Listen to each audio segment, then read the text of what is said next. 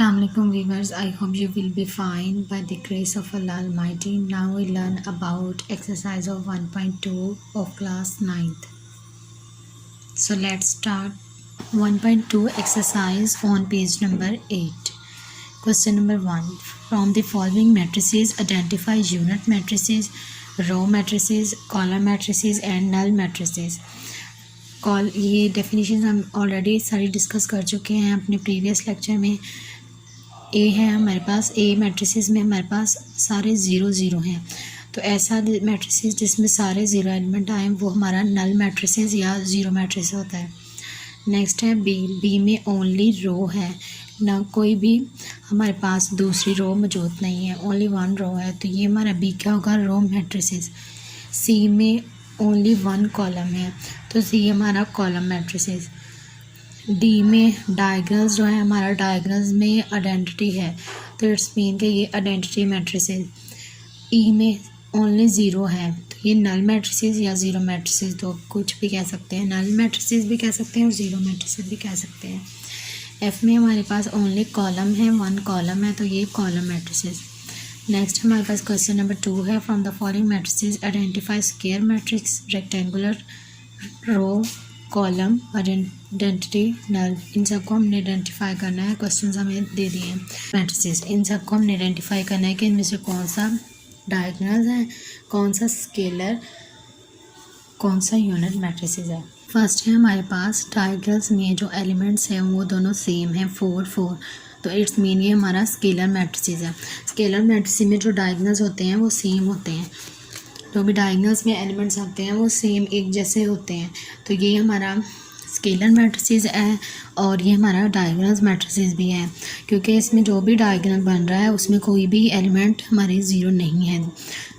Next हमारे पास है जो डायगोनल्स बन रहा है उसमें देखें कि कोई भी एलिमेंट ज़ीरो नहीं है, तो इट्स मीन ये भी डायगोनल मैट्रिक्स है. ये हमारा एलिमेंट ज़ीरो नहीं है, तो इट्स मीन ये भी डायगोनल मैट्रिक्स है. ये हमारा यूनिट 1 1 आ गया, तो ये हमारा यूनिट मैट्रिक्स और डायगोनल्स दोनों ही हैं, क्योंकि इसमें कोई भी एलिमेंट ज़ीरो नहीं है. और ये देखें इसमें हमारे पास जो डायगोनल्स बन रहा है एटलीस्ट उन्होंने कहा था 1 एलिमेंट ज़ीरो हो सकता है, दोनों ज़ीरो नहीं हो सकते तमाम, तो ये हमारा डायगोनल्स मैट्रिसेस है. 5 में से 2 निकाल दें, 3 निकाल दें तो 2 आ गया, 1 में 1 प्लस कर दें तो 2 आ गया, यहाँ पे भी 2 यहाँ पे भी 2, ये दोनों एलिमेंट सेम हो गए, तो इट्स मीन ये हमारा स्केलर मैट्रिसेस है.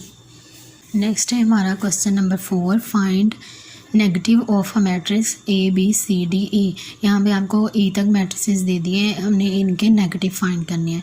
तो किसी भी मैट्रिक्स का जब हमने नेगेटिव फाइंड करना होता है तो हम उसकी लेफ्ट हैंड साइड पे नेगेटिव लिखते हैं. ए मैट्रिसेस हमें दिया है 1 0 -1.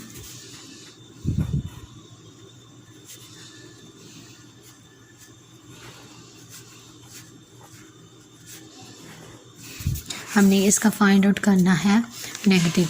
जब हम नेगेटिव फाइंड करते हैं तो लेफ़्ट हैंड साइड पे हम माइनस का साइन लगाते हैं और फिर हम नेगेटिव फाइंड करते हैं. जो भी हमारी वैल्यू होती है प्लस में वो हमारी माइनस में आ जाती है. ज़ीरो के साथ प्लस माइनस कोई वैल्यू नहीं रखता, ये माइनस में है तो ये हमारी वैल्यू प्लस में आ जाएगी. ऐसे ही अगर हम देख लेते हैं ई को, तो ई में देखें हमारे पास है 2 रोज़ हैं, 2 कॉलम्स हैं, अंदर हमारे पास 1 -5 2 3 है.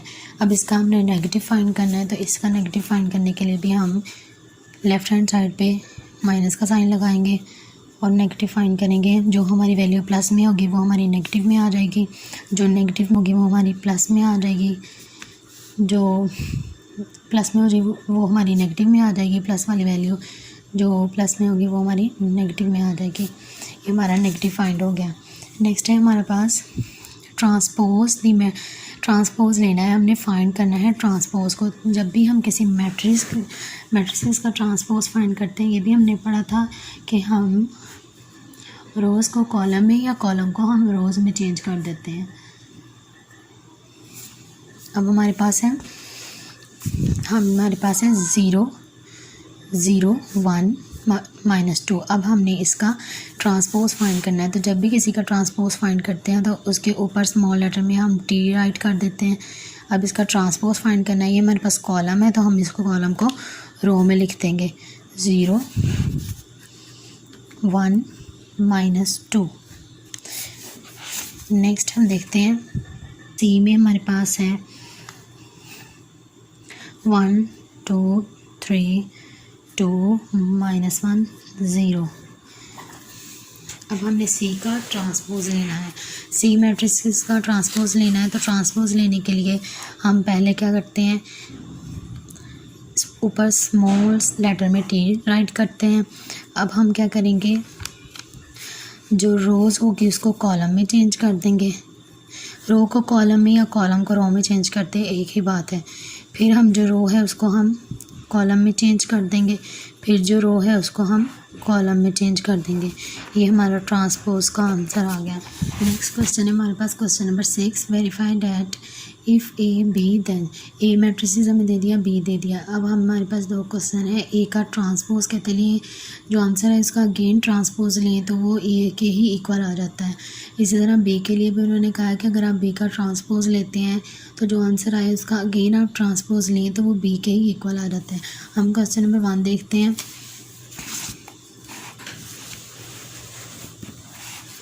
क्वेश्चन नंबर 1 देखिए, हमारे पास ए मैट्रिसेस और बी मैट्रिसेस दे दिए हैं। हम 1 वाला सॉल्व कर रहे हैं।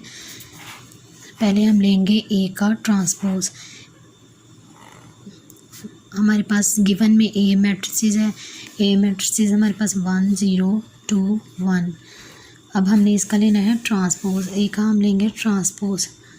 ट्रांसपोज में आप रो को कॉलम में या कॉलम को रो में चेंज कर देते हैं। ये रो है, मैं इसको कॉलम में चेंज कर देती हूँ, ये रो है इसको कॉलम में चेंज कर दिया। अब ये ट्रांसपोज ले लिया। अब मैंने ए यहाँ तक सॉल्व कर लिया, ए का ट्रांसपोज ले लिया। अब ये आंसर आ गया। अब इसका अगेन मैं ट्रांसपोज ले लूँगी, ए टी का अगेन मैं ट्रांसपोज ले लेती हूँ। तो ट्रांसपोज लेने के बाद फ़िलहाल मैं ऐसे ही लिख देती हूँ कि इसका अगेन ट्रांसपोज लेने लगे हैं। तो ट्रांसपोज लेने के बाद ये जो रो है हम इसको कॉलम में 2 0। तो क्या ये दोबारा से वही ए बन रहा है जो हमारे पास क्वेश्चन में गिवन था, 1 2 0 1 1 2 0 1। ये वही बन रहा है। इट्स मीन कि ये प्रूव हो गया है, ये वेरीफाई हो गया है कि ये सॉल्व करने के बाद एक और ट्रांसपोज लेने के बाद हमारे पास ये दोबारा से ही ए बन जाता है। तो हम लिख देंगे हेंस वेरीफाइड। अगर आपको मेरे लेक्चर में से कुछ भी समझ आया है तो प्लीज़ मेरी वीडियो को लाइक कर दें, मेरे चैनल को सब्सक्राइब कर दें और बेल आइकन को क्लिक कर दें ताकि न्यू आने वाले लेक्चर्स की अपडेट आपको मिलती रहे। खुदा हाफिज़, दुआओं में याद रखिएगा।